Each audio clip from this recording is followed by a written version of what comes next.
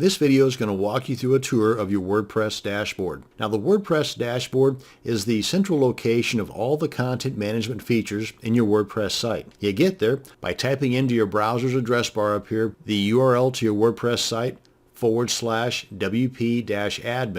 Then go ahead and hit enter on your keyboard, and then you're going to be prompted to add your username and password in a little box that pops up here in the center. Then whenever you do that, you're going to be brought to a page that looks similar to this. Now along the top here is your admin bar, and it has several different links to various parts of your WordPress site.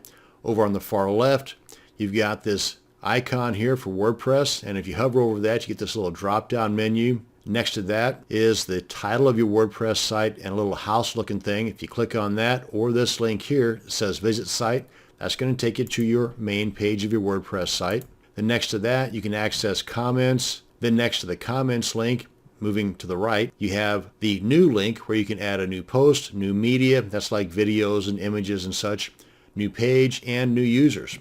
These can also be accessed over here in the far left column, otherwise known as your main menu. But getting back up here to the far right on your admin bar, you have your name or whatever name you're logged in as, and to the right of that is your gravatar or the image that represents this name that you're logged in under. And in this little drop-down box here, you've got a few features. Whenever you hover over your name, that'll take you to your profile page.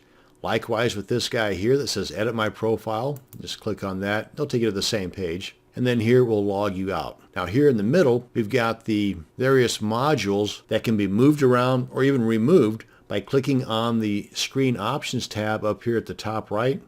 And by removing the check mark in these boxes, we'll remove these various modules. For example, at a glance, this guy right here, untick that, poof, it's gone. WordPress news, you don't want to know about the news, uncheck that, poof, it's gone. And likewise, you just add the check back into the boxes and they will reappear, just like so. And if we go ahead and click off of the Screen Options tab, you have the Help option over here, and this is page specific. So you can click on this, and this gives you specific information related to the dashboard area. You'll also have this Help tab up here in the top right on these other items here that are specific to that particular item. For example, if we go to the Post page, come on up here to the Help tab, these items here are going to be more related to the Post section when it comes to helping answer any questions. Whatever you see on this Help page here might be different than what you might see on, say, the Appearance page Help section.